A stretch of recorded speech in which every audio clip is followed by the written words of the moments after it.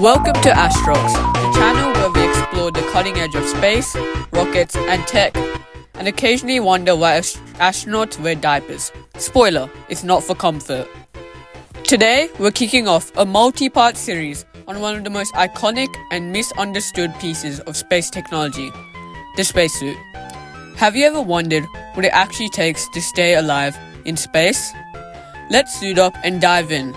Because while space may be breathtakingly beautiful, it's also basically trying to murder you at all times. No air, no pressure, and intense radiation. Temperatures that swing from a pizza oven in sunlight to a meat locker in shadow. Without protection, you last about 15 seconds, and not in a peaceful, Instagrammable way. Enter spacesuit, also known as the Extravehicular Mobility Unit, or EMU, which is fun to say, but sadly not bird-related. Now, don't think of it as just a high-tech outfit. This is not designer fashion from NASA's spring collection. Think of the EMU as a personal spacecraft, shrink-wrapped around your body. It keeps you alive, lets you move, and looks pretty cool while you're doing it. Let's start with the basics. Life support, the suit's number one job. First up, oxygen. The EMU supplies pure O2 at just 4.3 psi, which is way lower than Earth's 14.7. Why so low? Because higher pressures will turn the suit into a balloon animal, and that's not great for flexibility. Inside the backpack, officially called the primary life support system, you've got tanks storing the oxygen. But breathing in is only half the equation. Breathing out gives you carbon dioxide, which is toxic if it builds up. That's where lithium hydroxide canisters come in, scrubbing CO2 from the air. Same principle they use in submarines, and yes, the exact system that helped save the Apollo 13 crew. So if you're ever stuck in a tin can, hurtling through space, you want to send a thank you note to lithium hydroxide. Also, quick pause. Thank you for helping me hit 300 subscribers. Whether you're here for the science, the sarcasm, or just because the algorithm got weird one night, I genuinely appreciate you. Alright, temperature control.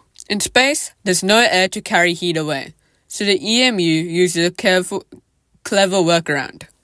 A tight-fitting underlayer called the liquid cooling and ventilation garment. It's like space Spanx, but with coolant tubes that circulate water around your body. Heat gets pumped out to radiators in the backpack and expelled into space. It's basically astronaut AC, though sadly it doesn't come with a fan setting. Now let's talk pressure. Without it, your blood would start to boil literally, because the vacuum of space is not a gentle place. The suit is pressurized just enough to prevent your body from becoming a science experiment, while still allowing movement.